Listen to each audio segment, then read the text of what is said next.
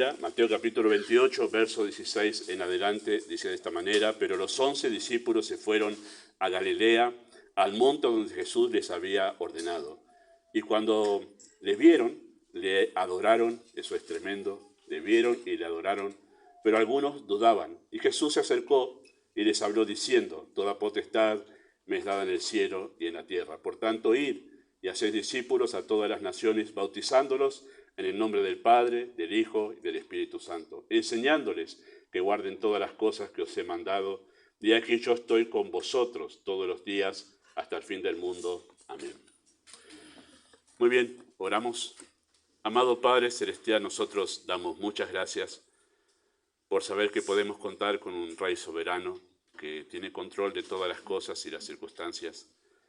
Sabemos que no es casual que se haya cortado la luz en este momento, pero deseamos que muy a pesar de este inconveniente, tu palabra pueda ser puesta en alto, tu nombre pueda ser puesto en alto, tú seas honrado en medio de esta congregación. Así que pedimos tu bendición, obra tú más allá de las limitaciones en esta mañana, para que cada corazón pueda oír la voz de Dios hablando al alma. Pedimos tu bendición en el nombre de Jesús. Amén. Muy bien, no hay dudas que el bautismo está entre los rituales de la vida de fe que más mal se han interpretado, el bautismo, ¿sí? Tiene que algunos se bautizan sin saber en verdad qué es lo que están haciendo. Y algunos se bautizan en verdad con conceptos equivocados y decimos equivocados en el hecho de que no son conceptos arraigados en la Escritura. ¿Sí? Hay quienes se bautizan simplemente como si fuese un trámite burocrático. Bueno, si me bautizo puedo participar en la cena, puede ser que me consideren en la iglesia para algún servicio, y piensan que es como un trámite que uno tiene que hacer para después acceder a otras cosas, ¿no? Como un papel sellado, ahora tengo esto y me presento, tengo acceso a otras cosas en la iglesia. ¿Sí? Otros se bautizan pensando en verdad que en el agua, que bautismal, ¿sí? Hay alguna cosa especial. El agua está como bendita y ahí al salir yo salgo con nuevas bendiciones sobre mí. Bueno, ese es un concepto errado, ¿no? Y otros se bautizan pensando que al bautizarse, en verdad, tienen acceso al cielo, ¿no? Que el bautismo, algunos piensan que el bautismo en agua les da la entrada al cielo. Bueno, muchas otras cuestiones, ¿no? Por eso es que en la religión popular en nuestro país se bautizan los niños, pensando que de esa manera se les da la entrada al cielo. Bueno, hay razones que vamos a mencionar hoy, que las vamos a entender de por qué en verdad nosotros no bautizamos ni niños, ni tampoco adolescentes, sino personas adultas, ¿no? Pero Mateo capítulo 28, el texto que acabamos de leer nosotros, versos 16 al 20, más específicamente 18 al 20, es el texto de origen. ¿Qué significa el texto de origen? De ahí en más se comienza a hablar del bautismo cristiano, ¿sí? Como una práctica de nuestra fe. De aquí en más. El pueblo de Israel practicaba el bautismo, Juan el Bautista bautizaba, pero el bautismo que nosotros practicamos como parte de nuestra cristiandad, como parte de nuestra fe, comienza aquí en Mateo capítulo 28. Por eso decimos que es el texto de origen, cuando el bautismo fue establecido o instituido como una práctica de la cristiandad. Así que es el texto de origen. Lo importante de este pasaje es que en realidad el bautismo no aparece solo. No aparece el bautismo solo mencionado aquí, sino aparece en el contexto de lo que nosotros conocemos como la Gran Comisión. Este pasaje es conocidísimo por los cristianos porque es la Gran Comisión, ¿sí? Y dentro de ese conjunto de verdades que conforman la Gran Comisión aparece el bautismo, ¿sí? Si ustedes notan el texto, mejor dicho, si recuerdan el texto en sus mentes, van a notar que el contenido de la Gran Comisión es hacer discípulos, bautizarlos y enseñarles. Esas son las tres cosas que están dentro de la Gran Comisión. Llamativamente, y es interesante esto, pensaba en esto en esta mañana, que cuando se habla de la Gran Comisión, ¿dónde se hace el énfasis? Ir. He escuchado muchos mensajes, no iba a decir millones, pero no he escuchado tanto de millones. Pero he escuchado un montón de mensajes sobre Mateo capítulo 28, versos 18 al 20, y el énfasis está en ir, ¿sí? Claro, es el imperativo, pero hay tanto énfasis en el ir que después queda de lado el hacer discípulos, el bautizarlos y el enseñarles, ¿sí? Que guarden todas las cosas que os he mandado. ¿Y por qué hago esta referencia o hago un acento aquí? Porque en realidad lo que le da fuerza, peso, razón, sentido al ir es todo lo demás, es el contenido. ¿A qué vamos? Y no solo eso, sino que este contexto de la Gran Comisión le da significado y sentido al bautismo. Si nosotros consideramos el bautismo fuera de este contexto de la Gran Comisión, bueno, el bautismo pierde todo valor, todo sentido y toda dimensión.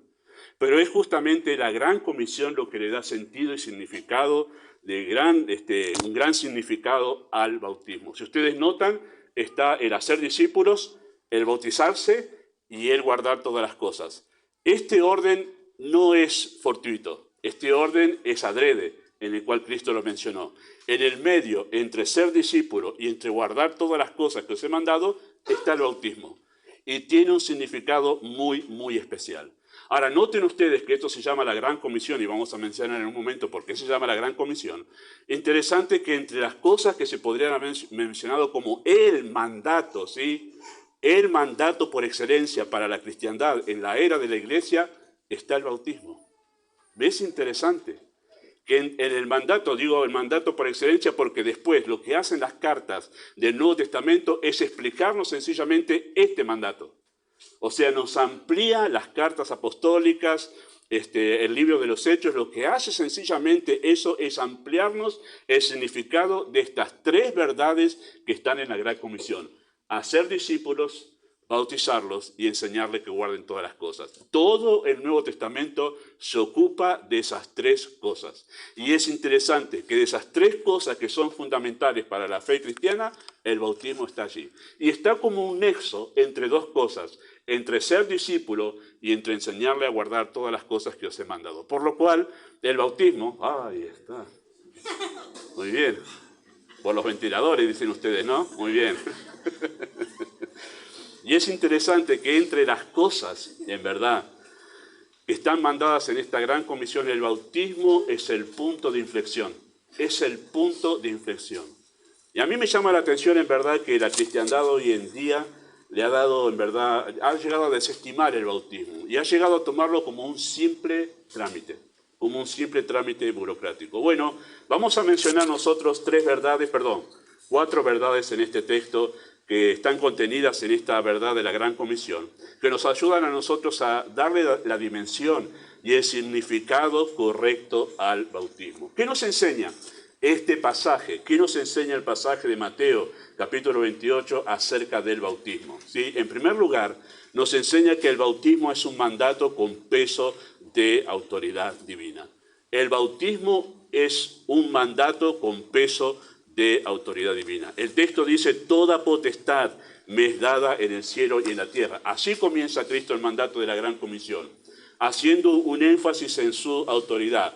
Cristo coloca sobre este mandato de la Gran Comisión el grado de autoridad más elevado que puede existir. Él se presenta ante los discípulos, en este caso, como el soberano del universo. Toda potestad me es dada en el cielo y en la tierra. Y todo lo que se dice en la Gran Comisión tiene este peso de autoridad. El peso de la autoridad de que Cristo es el soberano del universo. Ustedes saben que el grado de importancia de un mandato tiene que ver con el grado de autoridad que tiene una persona. Si el maestro en la escuela tiene un grado de autoridad ante sus alumnos, le da un mandato a sus alumnos, tiene un peso de autoridad. Pero si la directora o el director de la escuela le da un mandato, eso tiene un peso de autoridad mayor, porque mayor es la autoridad del director que del maestro, ¿sí? Entonces, cuanto mayor es la autoridad, mayor es el peso de autoridad sobre un mandato. Y en este caso, no hay autoridad más alta en el universo que la que Cristo está haciendo apelación aquí. Toda potestad, toda autoridad me es dada en el cielo y en la tierra. Por tanto, mando esto. Y entre las cosas que manda, dice, es bautizarlos. Así que el bautismo cuenta con el peso de autoridad de la soberanía de Cristo. Esta verdad nos permite responder entonces una de las preguntas más comunes. ¿Por qué te bautizás? ¿Por qué te bautizás? La respuesta a la luz de esta verdad, la primera respuesta que podemos dar a la luz de esta verdad es porque Cristo lo ha mandado como el Rey soberano y yo quiero obedecerle. Esa debería ser la primera respuesta que un cristiano debe dar ante la pregunta, ¿por qué te vas a bautizar? Porque Cristo, mi Señor, Él lo ha mandado y lo ha mandado con el peso de su autoridad soberana. Y el creyente, para el creyente, eso debería ser suficiente razón y motivo para bautizarse. Así que el bautismo es el primer paso significativo de obediencia en la fe cristiana. ¿Sí? Es el primer paso significativo. Cuando uno se convierte, lo siguiente que pasa en su vida espiritual es que se bautiza. Eso es lo que debe hacer un creyente. Va dando pasos de obediencia y el primer paso de obediencia significativo es el bautismo. Cuando hace eso, cuando da ese paso de obediencia el creyente, es el reconocimiento público de que Cristo es su Señor y que el creyente se ha colocado voluntariamente bajo sus órdenes, ¿sí?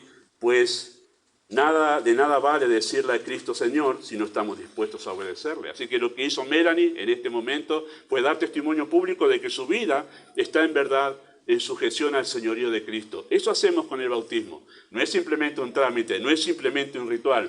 Es el reconocimiento no solamente de que ella ha creído en Cristo, sino que en verdad ha creído en Cristo como su Señor soberano de su vida. Por eso debemos asumir que algo no está muy bien cuando alguien que profesa fe en Cristo no quiere dar el paso de obediencia en el bautismo. ¿Sí? No quiere dar pasos de obediencia, pero en especial en el bautismo. Algo no está muy bien, hermanos, en alguien que profesa fe y dice, no me quiero bautizar. ¿Qué pasa que no te quieres bautizar? Y la razón en verdad que hay en el corazón, que la más común es, no quiere compromiso.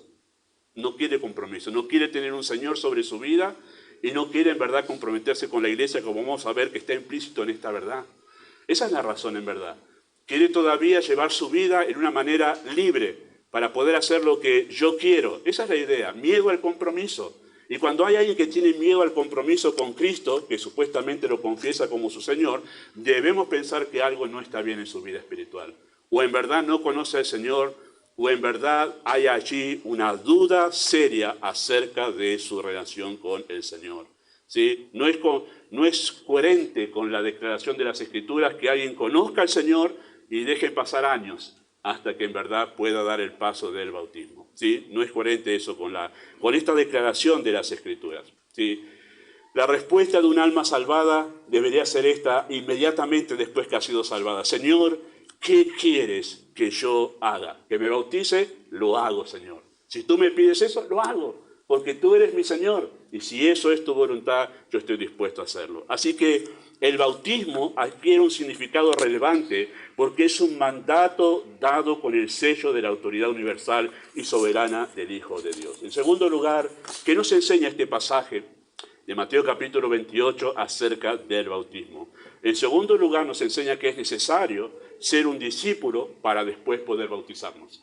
Es necesario ser un discípulo primero para después poder bautizarnos. Note que el texto tiene un orden. Dice ir, le dice a los apóstoles, y es un mandato a toda la iglesia, a toda la era de la iglesia, ir y hacer discípulos, y después dice bautizándolos. No es al revés. ¿Sí? No es al revés. No es bautizarlo y después vemos si se hace discípulo. No. Es primero discípulo y después bautizarlos. La pregunta que debemos responder nosotros para entender esta declaración de Cristo es, ¿qué era un discípulo? ¿Qué era ser un discípulo en la época de Cristo? ¿Sí? Porque esa palabra tiene que ver con la cultura hebrea, tiene que ver con la cultura del momento en que estaba Cristo aquí en la tierra. Un discípulo en el tiempo de Cristo, ¿sí?, era un aprendiz, alguien que se ponía bajo los pies de otra persona en forma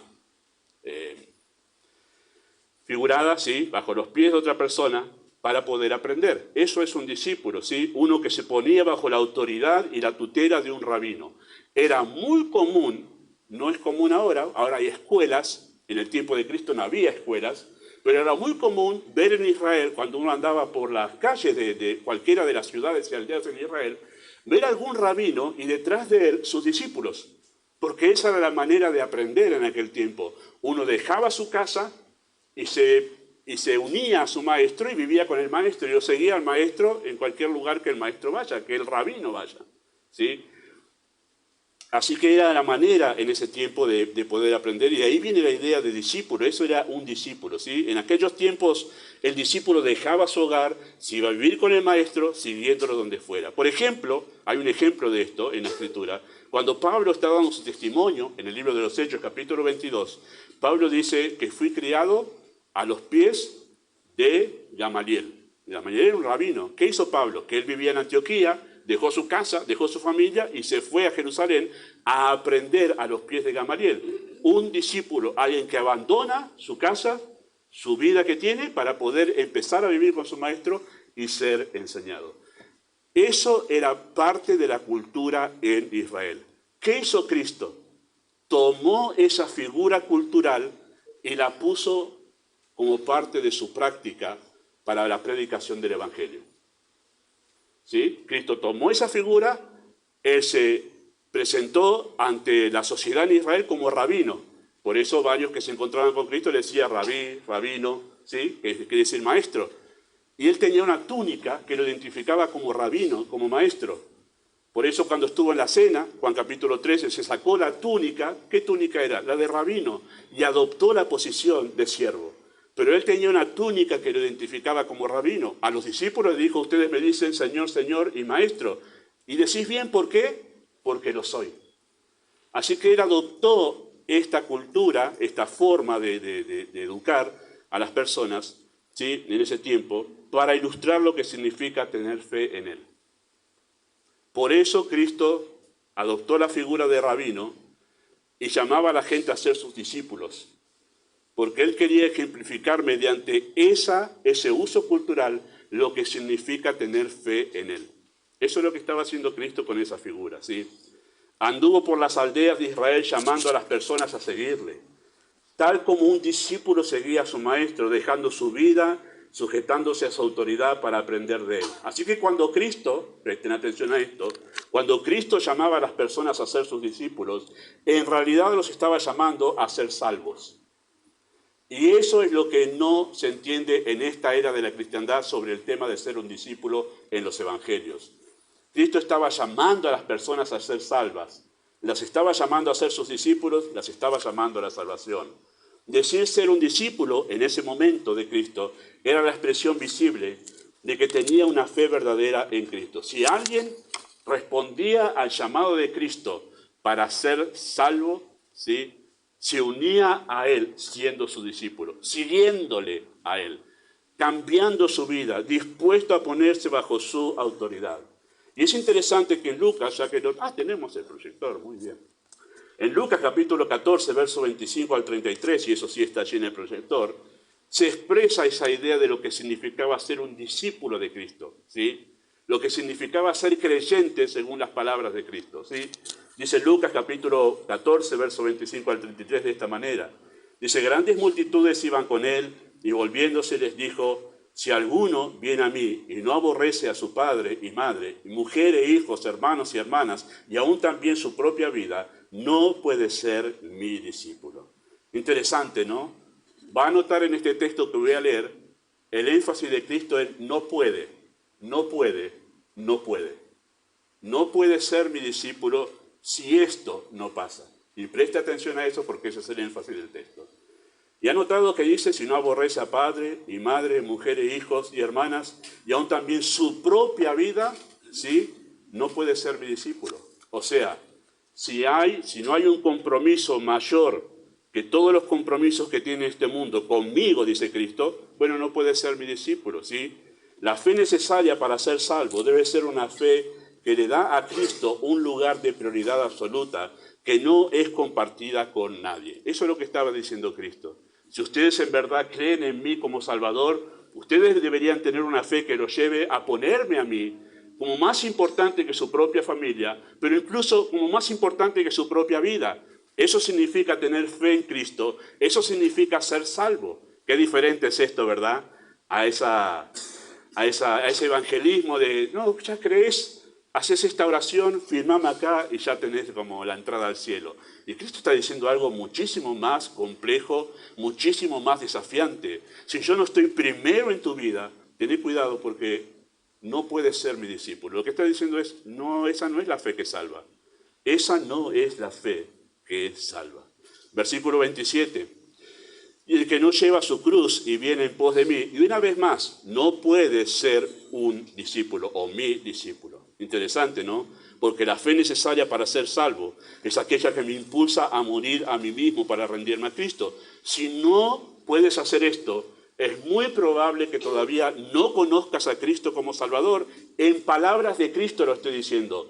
El énfasis de él es: no puede ser mi discípulo, no puede ser creyente. Esto debería cambiar completamente nuestro evangelismo, queridos hermanos. No puede ser creyente si en verdad no está dispuesto a tomar su cruz. Y la idea de tomar su cruz es morir a uno, porque Cristo en la cruz murió a sí mismo para rendirse a la voluntad de Dios. Y eso significa tomar la cruz, ¿sí?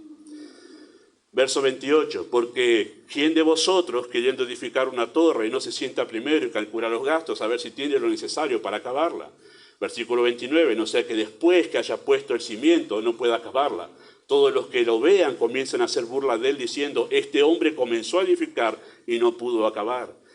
¿O qué rey que marcha a la guerra contra otro rey no se sienta primero a considerar si puede hacer frente con 10.000 al que viene contra él con 20.000? Y si no puede, cuando el otro está todavía lejos, le envía una embajada y le pide condiciones de paz. Así que mediante estas analogías que encontramos ahí que Cristo acaba de dar, ¿sí? Lo que Cristo está haciendo es que Él aclara que hay un costo por seguirle a Él. Hay un costo por ser salvo. Literalmente está diciendo eso, ¿sí? Hay un costo por seguirle a Él. Y ese costo es la prueba necesaria que demanda una fe genuina, capaz de seguirle a pesar del costo. Qué difícil lo hizo Cristo, ¿verdad, no? Hoy nosotros casi que le rogamos a las personas: dale, hacer una oración. Y Cristo le decía: mirá, hay un costo muy alto por seguirme. Es tan difícil como el costo que significa levantar y hacer una guerra. Porque utiliza allí el ejemplo de un ejército contra otro. Hay un costo aquí que evaluar. Dejar todo para seguirme a mí, eso significa ser salvo. Eso significa ser un discípulo. Este es el evangelio de la Escritura, queridos hermanos. Y Cristo confrontaba con este evangelio a las personas. ¿Por qué hacía algo tan difícil? Porque la fe verdadera es tan poderosa que lleva a la persona en la cual está a seguir a Cristo muy a pesar de todo esto. Esa es la fe que salva. Esa es la fe que salva. Verso 33, Cristo define allí todo lo que acaba de decir, ¿no? Verso 33, así pues cualquiera de vosotros que no renuncia a todo lo que posee, y note una vez más el énfasis del texto, no puede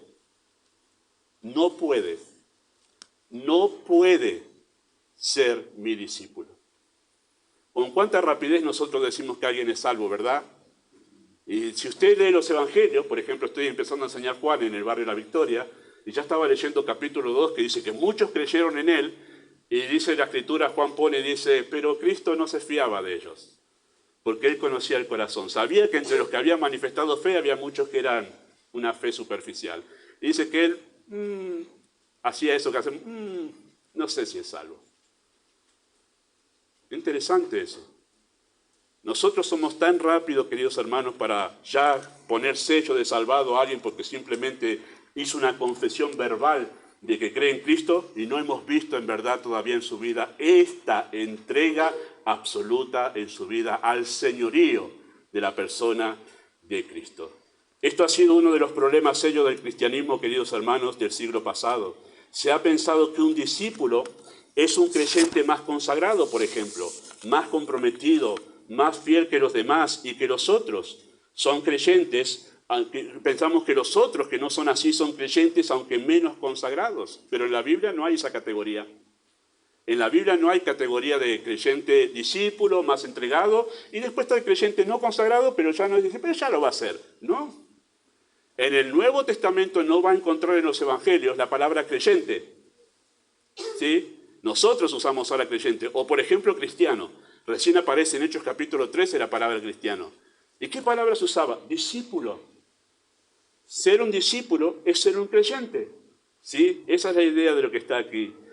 Así que está bien decirle a las personas que necesitan creer en Cristo para ser salvos. No estamos diciendo que eso está mal.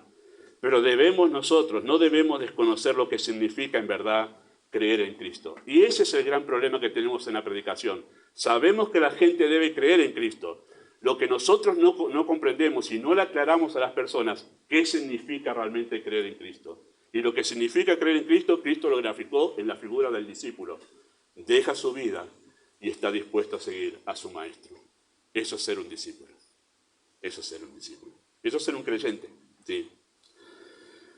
Creer no es un mero asentamiento verbal, es un compromiso voluntario de obediencia y fidelidad a Cristo. La figura del discípulo lo ilustra justamente a la perfección. Entonces, para ser bautizado primero hay que ser creyente. No nos bautizamos para ser salvos, nos bautizamos porque somos salvos. Por eso es discípulo y después bautismo, porque primero soy salvo y después me bautizo. Melanie se bautizó por segunda vez. Ella se había bautizado adolescente, pero se bautizó no siendo creyente. No tenía ningún sentido ni validez eso. Por eso cuando lo hablamos, dijimos, ¿qué estabas contando? Lo que hizo aquí fue contarles a ustedes que ahora ella es salva. Si uno se bautiza sin ser salvo no tiene ningún sentido, porque el ritual pierde todo sentido y razón. Por eso es que no hacemos campañas masivas de bautismo y ni siquiera bautizamos a desconocidos. Vaya a saber si son salvos. Vaya a saber si conoce a Cristo y qué vida tiene. Por eso es que nos aseguramos que quienes se bautizan en verdad tienen un testimonio de haber conocido a Cristo como Salvador. En tercer lugar, ¿qué nos enseña este pasaje sobre el bautismo? Bueno, que es el testimonio público de mi identificación con Cristo. Es el testimonio público de que yo me identifico con Cristo. Esa palabra bautismo que se utiliza aquí en el texto significa en griego sumergir. Por eso la sumergimos, ¿sí? Se refiere a eso la palabra bautismo, ¿sí? De ahí el ritual que consiste en sumergir a la persona completamente en agua, ¿sí? Porque tiene un significado eso, porque tiene un significado. Y lo que ella ha hecho aquí, que la hemos sumergido, tiene un significado espiritual sumamente sublime. Y es lo que Pablo va a enseñarnos a nosotros en un momento, ¿sí? Pedro es solo el acto, de sumergir en agua aquí que hemos hecho recién, es un acto representativo de lo que realmente sucedió al momento de haber sido salvado. La salvación consiste en mucho más que un mero trámite administrativo que me otorga la entrada al cielo.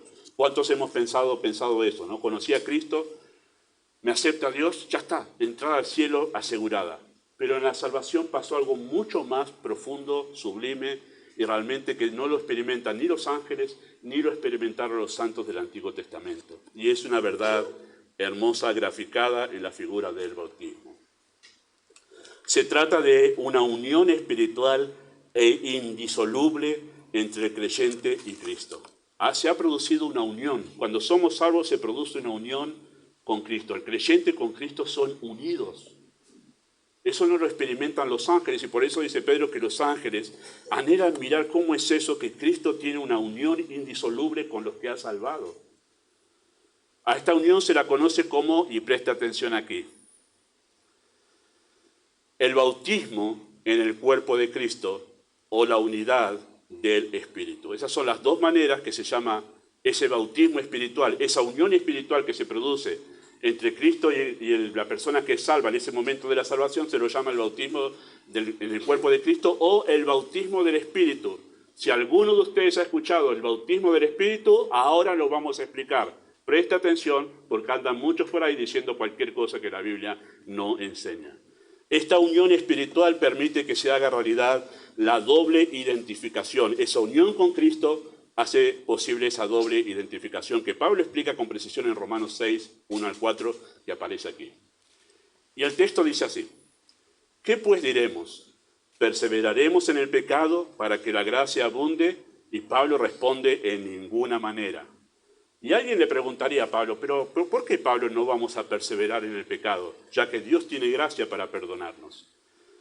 ¿Por qué no seguiremos viviendo en el pecado? Y él responde en el mismo versículo 2 diciendo esto: porque los que hemos muerto al pecado, ¿cómo viviremos aún en él? Y entonces alguien le pregunta, como hablando con Pablo, dice: pero Pablo, ¿para cuándo morimos al pecado? No me acuerdo yo cuándo morimos al pecado. Él responde en el versículo 3 diciendo esto: ¿cómo? ¿O no sabéis que todos los que hemos sido bautizados, y acá la palabra bautizado no se refiere a esto que hicimos recién, se refiere al bautismo espiritual, en el momento en que el Espíritu nos sumergió a nosotros en el cuerpo de Cristo, cuando fuimos salvos. A ese bautismo se refiere.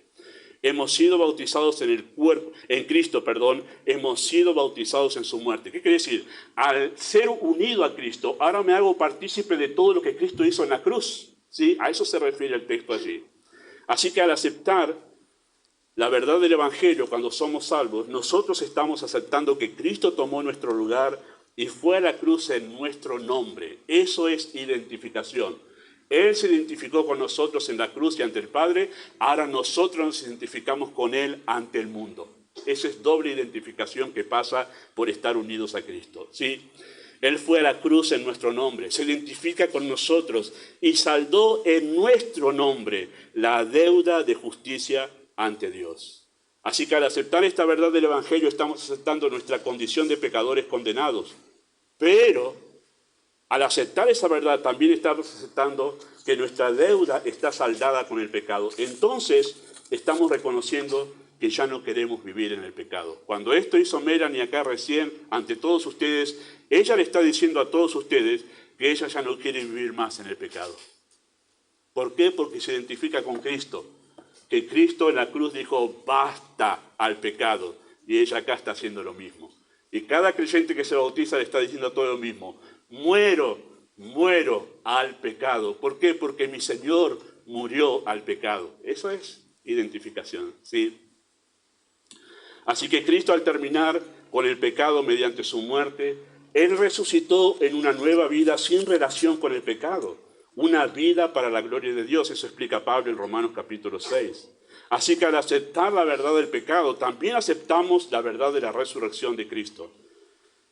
Cristo en nuestro nombre se presentó ante el Padre para ofrecer una vida en servicio para su gloria. ¿Sí? Para que los que viven ya no vivan para sí, dice Pablo en Gálatas. Esta es la verdad de la salvación. Esta es la verdad de la salvación, queridos hermanos. No es simplemente ora y ya Dios te abre las puertas del cielo. La verdad de la salvación es que tú te unes a Cristo de manera indisoluble. Eso es lo que es la verdad de la salvación. Se produce una unión y una identificación. Ahora, no hay manera de que tú no te puedas identificar con Cristo, porque estás unido para siempre. Esa unión que hace el Espíritu en el momento de salvar a alguien no se rompe nunca. Pablo dice en Romanos 8, es imposible que se rompa. ¿Por qué? Porque Él no va a dejar de amarnos. Porque esa unión se hizo por medio del amor de Cristo. Y no hay nada que pueda romper ese amor. No hay nada que pueda hacer que Él deje de amarnos. Por eso esa unión no se rompe nunca. Y esa identificación es por siempre. Él siempre y por siempre se ha identificado ante el Padre por nuestros pecados. Por siempre, por siempre. Nosotros deberíamos identificarnos ante el mundo con su nueva vida. Así que esta es la verdad de la salvación, no es un mero trámite burocrático, sino una realidad espiritual con implicancias en la manera de vivir. Por eso Pablo comenzó el capítulo 6 afirmando que no podemos seguir viviendo en el pecado debido a una realidad espiritual que condiciona nuestra manera de vivir. Y así lo dice Pablo en el verso 4 de Romanos, ¿sí? Porque somos sepultados juntamente con Él para muerte por el bautismo espiritual, no este de agua, a fin de que como Cristo resucitó de los muertos para la gloria del Padre, así también nosotros andemos en vida nueva. Y lo que acaba de decir Melanie, al entrar al agua es morir al pecado, morir a mí misma. Y al salir está diciendo, he salido a novedad de vida. ¿Qué novedad de vida? Para la gloria de Dios. Ahora vivo para Dios, ya no vivo para mí. Basta de mí. Y eso es lo que significa el bautismo. Entonces, el ritual del bautismo en agua es una representación de mi muerte al pecado y mi resurrección a una nueva vida para la gloria de Dios. Y en cuarto lugar, ¿qué nos enseña este pasaje sobre el bautismo? Bueno, es mi compromiso público con la familia de la fe. Y este yo sé que es el punto más difícil de aceptar para la generación que ha desestimado tanto la iglesia. Pero esta verdad está en este pasaje y no la vamos a pasar por alto. Y usted va a pensar, no, pastor, yo no veo nada de iglesia ahí, ¿eh? Vamos a ver cómo lo enseña el pasaje y van a ver que no está retorcida la verdad a propósito para decir lo que el pastor quiere decir. El texto lo dice. Es más, iban a ser 3 puntos. Y el Señor me dijo, no te levantes, vení. Hay una cuarta acá. y no dejes pasar esto, porque tiene que ver con su unión a la iglesia, ¿sí? Noten que dice el texto, después de hacer discípulos hay que bautizarlos y después hay que enseñarles que guarden todas las cosas. Observa una vez más el contexto que rodea el bautismo, ¿sí? Primero ser discípulo, luego ser bautizado y después ser enseñado en todas las cosas que Jesús mandó a los apóstoles. Así que todo creyente instruido, sin duda está de acuerdo con lo primero, hacer discípulos y bautizarlos. Pero no todos los creyentes tienen presente lo segundo como parte de lo que el bautismo representa. El bautismo representa esa realidad de que soy discípulo. Pero hermanos, el bautismo también representa lo segundo, que yo soy enseñado en todas las cosas que Jesús mandó. Eso está representado en el bautismo también. Melanie acaba de dar testimonio de que ella está dispuesta en su corazón, rendida a ser enseñada por Cristo en todas las cosas que Él mandó. Eso es lo que significa. Esos futuros discípulos a los que Cristo les estaba hablando acá, ¿no? Esos que iban a ser ganados por los apóstoles. Pregunta, ¿dónde serían enseñados en todas las cosas que Jesús mandó?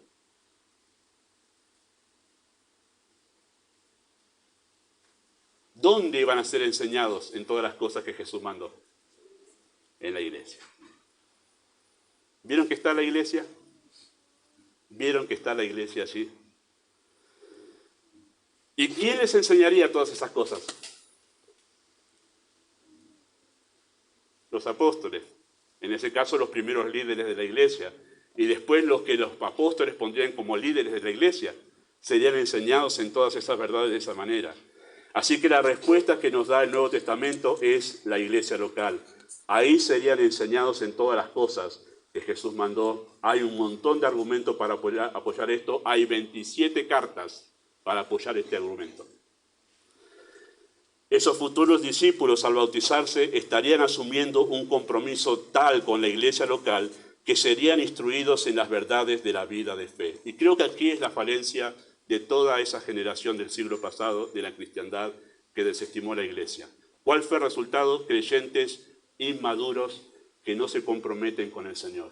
¿Por qué? Porque no han sido instruidos en todas las cosas que Jesús mandó. ¿Por qué no fueron instruidos? Porque no han tenido un compromiso con su iglesia, no han aprovechado de ninguna manera todos los ministerios que la iglesia ofrece para que el creyente crezca. Y por eso no han crecido en su vida espiritual.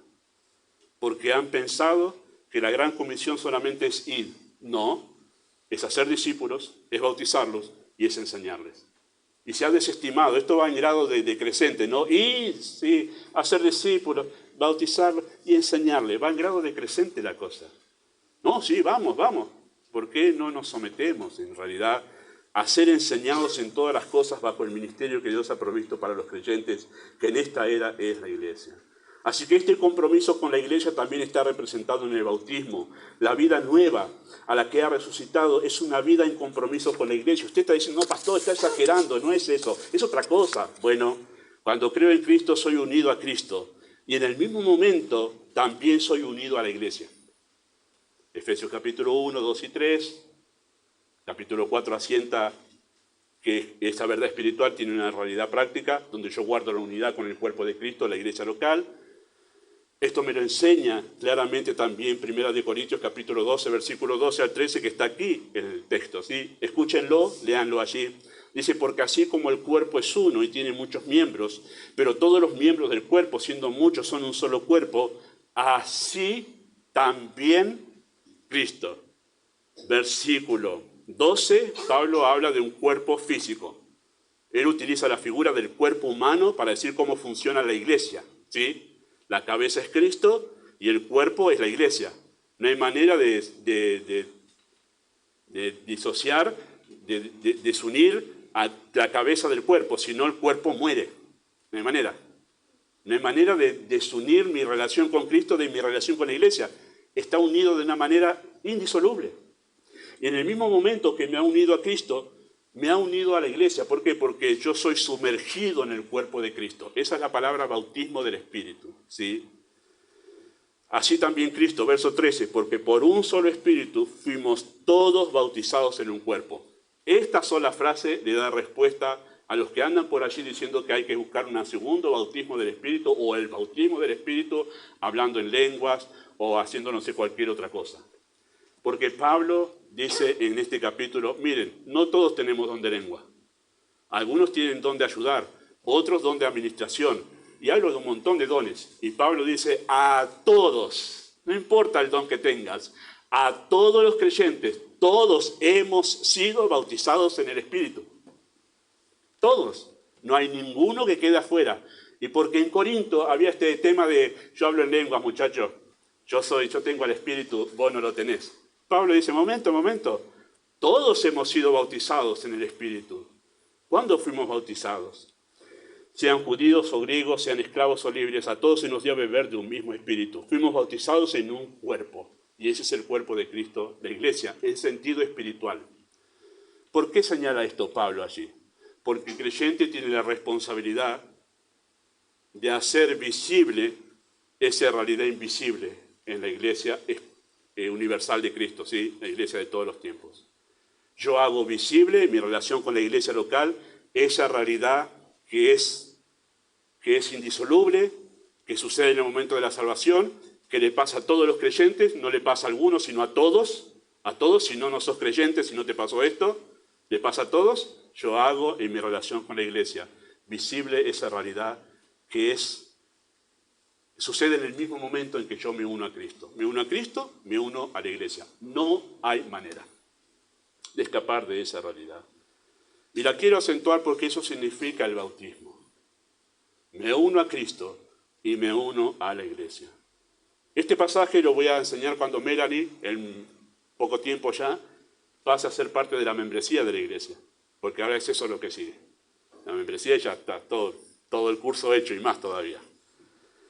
Pero vamos a hablar de ese pasaje en ese momento cuando la presentemos como miembro de la Iglesia. Hechos 2, 40 y 41 dice así, y con muchas otras palabras testificaba y les exhortaba, diciendo, sé salvo de esta perversa generación. Así que los que recibieron su palabra, eso es ser salvos, según las palabras de Lucas, recibir la palabra, fueron bautizados y se añadieron aquel día como 3.000 personas. ¿Notaron allí? Gran comisión. Pedro predicando, se compungieron de corazón, le dijeron a Pedro, ¿qué haremos? Y Pedro le dice, bueno, huyan de esta perversa generación, arrepiéntanse. Y le dice, bueno, los que recibieron, y Pedro le dijo, bautícense cada uno de vosotros para perdón de los pecados y recibiréis el don del Espíritu Santo, ¿no? Pero es interesante que al momento ellos hicieron lo que Pedro les dijo. Recibieron la palabra, se arrepintieron, fueron salvos. Inmediatamente, ¿cuál fue el paso de obediencia? Bautismo. Segundo paso de obediencia, se unieron. ¿A dónde se unieron? A la Iglesia. Y lo que dice después es qué tipo de unión tenían con esa Iglesia, pero eso lo vamos a ver dentro de poquito, cuando ella sea presentada como miembro, vamos a hablar de ese texto. Qué importante es ser miembro, y el bautismo lo representa. Lo representa. Muy bien, vamos a decir algunas cosas para finalizar este mensaje, ¿sí? Instructivo más que nada, para aclarar un pasaje, ¿sí? Es a raíz de esta verdad que encontramos del bautismo en la Gran Comisión, que como Iglesia no bautizamos niños ni tampoco adolescentes. Por eso no bautizamos niños ni adolescentes. Porque deseamos asegurarnos que la persona tiene una verdadera fe en Cristo, tal como lo dijo Felipe al eunuco que deseaba bautizarse. ¿Se acuerdan de eso, no? El eunuco le dijo, acá hay agua, ¿qué impide que yo me bautice? ¿Cuál fue la respuesta de Felipe? Si crees de todo corazón. ¿Qué significa eso? Todo esto que hablamos recién aquí del discípulo. Eso es creer de todo corazón. Si crees de todo corazón, adelante. ¿Qué impide que te bautices? Es a raíz de esta verdad que como Iglesia no animamos a bautizarse a nadie que no tenga un claro compromiso con su Iglesia. No bautizamos personas que llegaron hoy y digo, me bautizo, bautícese. No tiene ningún sentido.